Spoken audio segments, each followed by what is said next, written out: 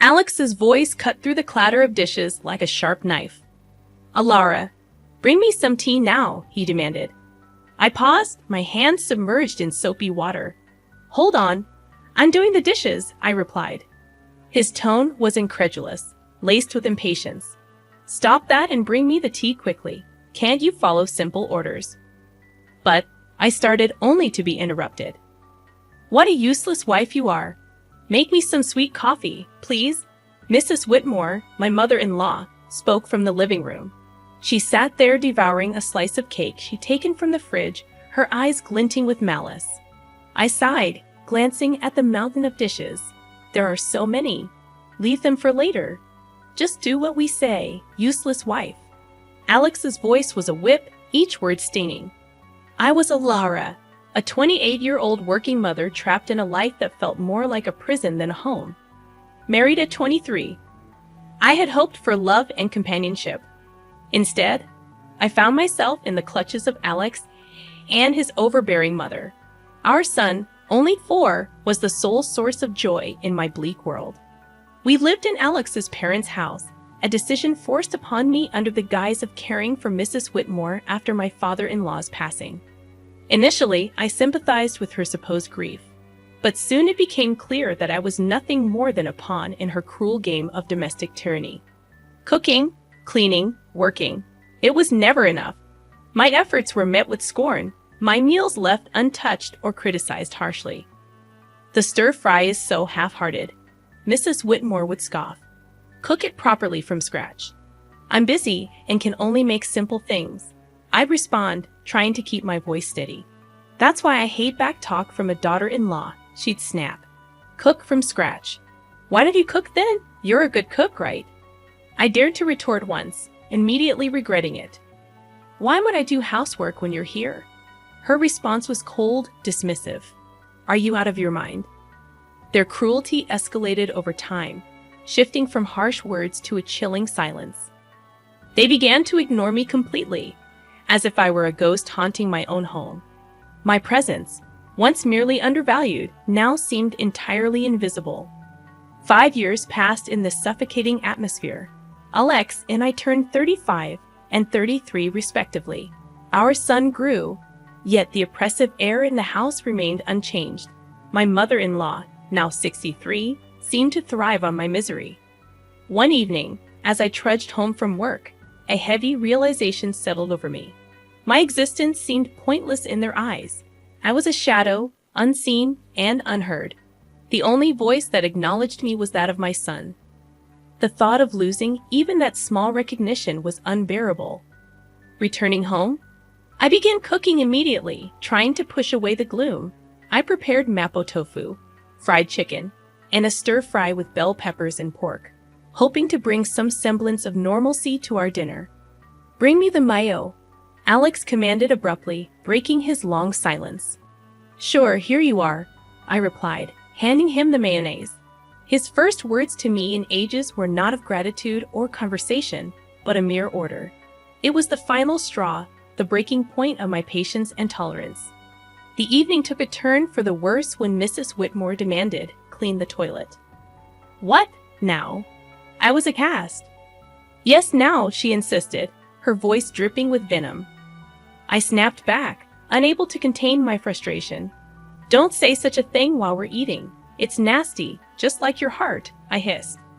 Our argument escalated quickly, with Alex interjecting, demanding I apologize to his mother. But I refused, standing my ground for the first time in years. The conflict reached its peak, and in that moment, a decision crystallized within me. I needed to escape this toxic environment, not just for my sake, but for my son's as well. I retreated to my room, my resolve hardening. I downloaded divorce papers, filled them out, and slammed them in front of Alex. His shock was palpable, but I felt nothing but cold determination. "I'm filing these," I declared, my voice steady as I stood there facing my husband's bewildered expression. I realized I had finally stepped out of the shadows. It was time to reclaim my life. The days following my declaration of divorce were a whirlwind of cold glares and biting remarks. But amidst this storm, I found an unfamiliar sense of liberation. One evening as I served dinner, Mrs. Whitmore looked at the meal with disdain. "You call this food? Even a child cooks better." I bit my tongue, focusing on my son's smiling face. "Eat up, sweetheart. I made your favorite tonight," I said. Alex chimed in, his voice dripping with sarcasm. "Oh, playing the perfect mother now, are we? What a joke." I could feel the anger bubbling inside me, but I kept my composure. "I'm just trying to make a nice dinner for our son," I said. Mrs. Whitmore snorted. "Don't act high and mighty. You're just a burden in this house." The tension at the table was palpable. Alex's attempts to belittle me only intensified. "So, Alara, have you thought about how you'll survive after the divorce? You can barely keep a house, let alone your own life," he taunted. I looked him straight in the eye. "I have been supporting this family for years. I'm not worried about taking care of myself and our son." His smirk faded slightly, a flicker of unease crossing his face. Mrs. Whitmore quickly intervened. "Don't be absurd. You need us more than we need you." The conversation turned to finances, a topic they usually avoided. "You do realize that without my salary, this household would crumble," I stated, more to myself than to them. Mrs. Whitmore scoffed. "We manage. We don't need your pity money." But Alex's silence spoke volumes. He knew the truth. Without my income, they would be in dire straits. In the following days, their behavior became increasingly erratic. Mrs. Whitmore oscillated between trying to sweet-talk me into staying and hurling insults when I didn't comply. Alex, on the other hand, seemed lost, his arrogant facade crumbling as the reality of his financial dependence became undeniable. One afternoon, I overheard a conversation between them that chilled me to the bone. "She can't leave us like this," Alex hissed. "We need her money." Mrs. Whitmore's reply was cold and calculated. "Don't worry, I have a plan. We'll make her life so miserable she won't dare to leave." Hearing their true intentions laid bare was a revelation. They didn't care about me or even our son. It was all about control and money. That night, as I lay in bed, a plan began to form in my mind. If they wanted a battle, I would give them one. But it wouldn't be fought with words or petty arguments. I would hit them where it hurt the most, their pride and their pockets. The next morning, I started putting my plan into action. I contacted a lawyer, a sharp, no-nonsense woman who came highly recommended. "I want a divorce," I told her, "and I want to make sure they don't get a penny more than they deserve." I told her, and she nodded, her eyes glinting with determination. "We'll make sure of that. You've been the sole breadwinner, right? We'll use that." As the days passed, my resolve only grew stronger. I started documenting everything, the insults, the financial manipulation, even the smallest of grievances. It was time to turn the tables, time for them to face the consequences of their actions. As I built my case, a sense of empowerment filled me. For the first time in years, I felt like I was in control of my own destiny. The shadows of contempt were slowly lifting, and in their place, a new dawn was emerging. As the divorce proceedings began, the atmosphere in the house grew increasingly toxic. Yet with each passing day, my sense of fear diminished, replaced by a steely resolve. One evening, Mrs. Whitmore tried a different tactic. "Alara, dear, why don't we forget all this nasty business? You know we're family." Her words dripped with insincerity. I met her gaze unwavering. "Family doesn't treat each other the way you've treated me." Alex, who had been quietly observing, scoffed. "Oh, playing the victim now? You're not as innocent as you pretend to be." I felt a surge of anger, but kept my voice calm. "I'm not playing anything, Alex. I'm just no longer willing to be your scapegoat." The conversation turned, as it often did, to finances. "You think you can just take our son and leave? How will you support him?" Alex challenged. I smiled, a small, confident curve of my lips. "I've been supporting this family for years. I think I can manage." Mrs. Whitmore's expression twisted into a sneer. "You're nothing without us. You'll come crawling back." But their words no longer held power over me. I knew my worth, and I knew the truth. The next day, I met with my lawyer again. She laid out the strategy clearly. "We'll expose their financial dependency on you. It will play a crucial role in the custody battle and the division of assets. I nodded, feeling a sense of vindication. The law was on my side, and I was ready to fight back. At home, the tension reached a boiling point. Mrs. Whitmore's attempts to undermine me became more desperate. "You think you're so smart," she spat one evening. "But you're just a cold-hearted woman abandoning your family." I looked her straight in the eyes. "No, I'm a woman who's finally standing up for herself," I declared. Alex jumped in, his voice laced with venom. "You'll regret this. You can't survive without me." But his threats fell on deaf ears. I was done being intimidated. As the days went by, my preparations for the court battle intensified. I gathered financial statements, recorded their abusive remarks, and collected evidence of their negligence. One afternoon, as I was organizing my documents, my son came to me. "Mom, are we going to be okay?" His voice was small, uncertain. I pulled him into a hug, feeling a surge of protectiveness. "Yes, sweetheart, we're going to be just fine. We're leaving this place, and we're going to start a new, happy life, just you and me." His arms tightened around me, and in that moment, I knew I was making the right decision. I was fighting not just for myself, but for my son's future. The day of the court hearing loomed closer, and with it, a sense of impending freedom. I was ready to face Alex and Mrs. Whitmore, ready to end their reign of control and emotional abuse. I was ready to reclaim my life and give my son the peace and happiness he deserved. It was time for justice, and I was determined to see it served. The day of the court hearing arrived, a day I had been anticipating with a mix of dread and determination. As I sat across from Alex and Mrs. Whitmore in the courtroom, I felt a sense of surrealism. This was the moment where everything would change. The proceedings began with a cold formality. Alex's lawyer portrayed him as a devoted husband and father struggling under the weight of false accusations. Mrs. Whitmore played the part of the grieving mother-in-law wronged by an ungrateful daughter-in-law. But their performance was transparent, their lies brittle. When my turn came, I spoke clearly, my voice steady. "I have been the sole provider for this family for years. My husband's employment and his mother's manipulation have been constant sources of strain." Alex interjected, his voice laced with false hurt. "Alara, how can you say these things? I've always supported you." I turned to him, my gaze unwavering. "Support is more than just words, Alex. It's about actions, and your actions have shown nothing but selfishness and cruelty." The judge listened intently as I presented my evidence.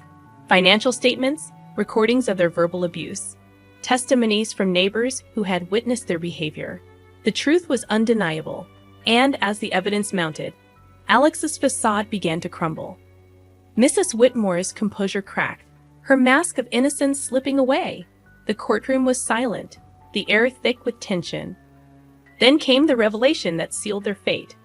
My lawyer presented photographs and documents proving Alex's infidelity and Mrs. Whitmore's illicit affair with a wealthy neighbor, Mr. Harwood. The courtroom erupted in murmurs as the images were displayed, showing them in compromising positions, their deception laid bare for all to see.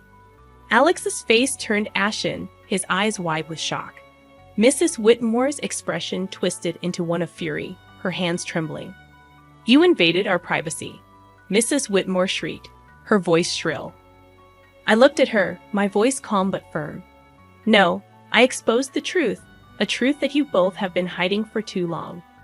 The judge called for order, but the damage was done. Their credibility was shattered, their lies exposed in the harsh light of the courtroom. As the hearing came to a close, the judge's verdict was clear.